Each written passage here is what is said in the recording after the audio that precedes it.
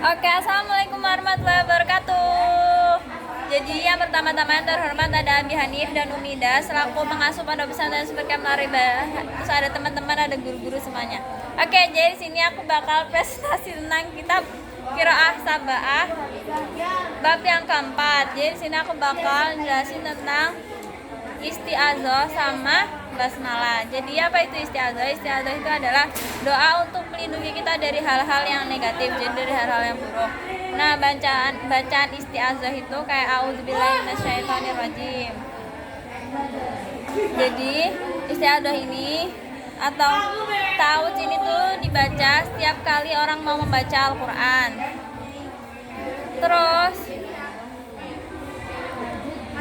tata cara membaca isti'adzah itu ada 3. Itu ada yang keras atau samar. Jadi kalau menurut Imam Nafi, membaca isti'adzah dengan suara yang samar itu di seluruh Al-Quran termasuk membaca dengan cara ini adalah Imam Hamzah berdasarkan riwayat Imam Abdul Abbas Ahmad bin Amar Al-Mahdawi. Terus kalau Imam Hamzah itu membaca isti'adzah dengan cara jahar atau suara keras, dia itu hanya pada awal surat Al-Fatihah dan membaca dengan suara samar pada selain surat Al-Fatihah.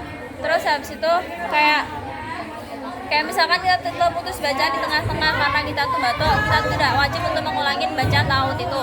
Tapi kalau misalkan kita terputus itu kayak misalkan kita jawab salam orang, kita tuh disunahkan untuk membaca ta'awudz lagi.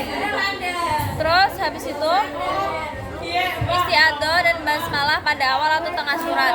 Jadi waqaf pada isti'adzah dan basmalah lalu ibtida dari awal atau tengah surat. Terus yang kedua ada waqaf pada isti'adzah dan mewasalkan basmalah dengan awal atau tengah surat.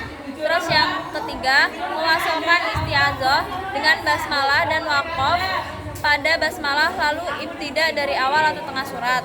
Terus itu mewasalkan isti'adzah, basmalah dan dari awal surat atau tengah surat. Ketentuan tersebut berlaku pada selain surat At-Taubah atau Al-Baqarah, surat At-Taubah atau Baro'ah. Terus habis itu tempat-tempat yang disunahkan untuk membaca isti'adzah dengan suara samar adalah ketika membaca Al-Quran dengan suara samar. Terus habis itu membaca Al-Quran di dalam sholat, baik sholat jahar maupun sholat yang sir. Terus habis itu membaca Al-Quran di tempat yang sepi, sama membaca Al-Quran secara berjamaah atau tadarus. Terus yang kedua kita masuk ke basmalah. Jadi basmalah itu adalah ungkapan pujian terhadap kasih sayang atas kebesaran Allah tanpa mengenal batas dan tidak pilih kasih. Nah, bacaan basmalah itu Bismillahirrahmanirrahim. Nah, untuk hukum membaca basmalah ini tuh kita dianjurin bacanya itu waktu kita sebelum memulai melakukan pekerjaan atau segala urusan. Nah, dasar-dasar tentang bacaan basmalah ini tuh ada di Al-Quran sama hadis. Aku sebutin yang Al-Quran aja. Jadi Al-Quran tuh ada contoh kayak di surat An-Naml ayat ke-30 yang bunyinya itu Innahu min Sulaimana wa innahu bismillahirrahmanirrahim, yang artinya sesungguhnya Allah itu dari Sulaiman dan sesungguhnya isinya dengan menyebut nama Allah yang Maha Pemurah lagi Maha Penyayang.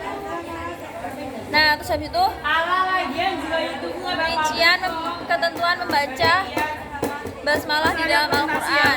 Kayak basmalah di antara 2 surat itu, yang pertama teknis membaca basmalah di antara 2 surat yang itu ada beberapa pilihan. Yang pertama itu ada qat'ul jam'i, yaitu waqaf pada akhir surat, dan basmalah kemudian ibtida melalui dari awal surat. Terus habis itu yang kedua itu ada qat'ul awal wa wasl al-sami bi'as-salis, yaitu waqaf pada akhir surat dan mewasalkan basmalah dengan awal surat. Terus wasal al-jami, yaitu mewasalkan akhir surat dengan basmalah dan awal surat.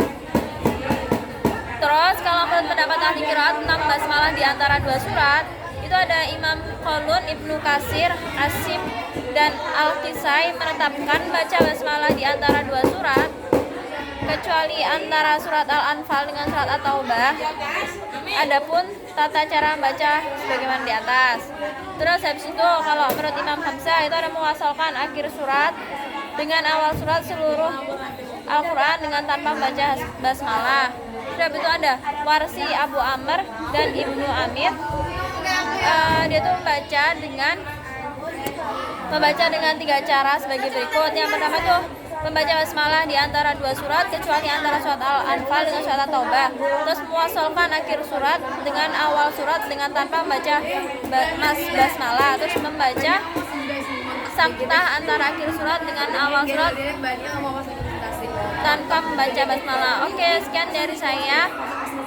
Oh ya, tadi tuh ada yang nanya, saya tadi itu nanya apa kayak yang tadi baca ta'awud yang pernah baca Quran. Jadi kalau itu tuh jawabannya, kalau misalkan kita berhenti di tengah-tengah karena kita tuh batuk, kita tuh udah harus mengulangi ta'awud itu. Tapi kalau misalkan kita berhenti di tengah-tengah karena kita menjawab salam atau kita mungkin melakukan pekerjaan yang lain, kita tuh disunahkan untuk baca ta'awud lagi. Oke, sekian dari saya, mohon maaf apabila ada salah-salah kata. Sekian dari saya, wassalamualaikum warahmatullahi wabarakatuh.